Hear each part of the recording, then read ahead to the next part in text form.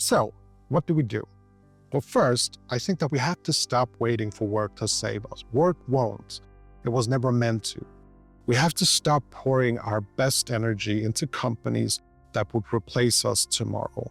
Instead, we should reclaim that energy for ourselves. Now, for me, it started small. Weekends, late nights, stolen hours, making YouTube videos when no one was watching, taking my drone out during lunch breaks, flying it for 10 minutes over empty fields or city skylines.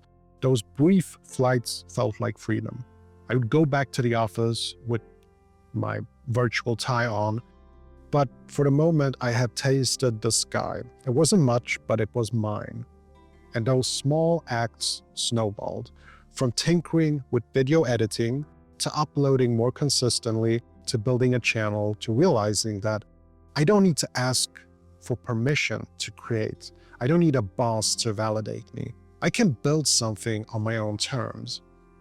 This is the only real way out, to stop believing the lie, to start building something that belongs to you. And it doesn't have to be huge, you know? Stop thinking Jeff Bezos or Elon Musk. It doesn't have to be glamorous.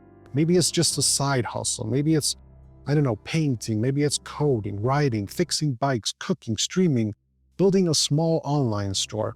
The point isn't the scale. The point is that it's yours. So let's be real. It isn't easy. You might have debts, you might have mortgages, family responsibilities. These things hold us down. Fear whispers that if we step off the path, everything will collapse. And in a way, that fear isn't wrong, because the system is designed to keep us afraid.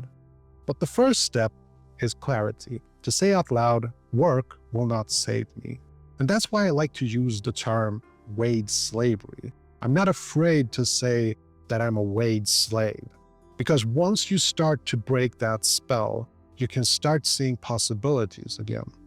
Now here's the good news. There are actually cracks in the system. Around the world, there are experiments with a 4-day work week showing that people get just as much done, sometimes more, with feeling healthier and happier.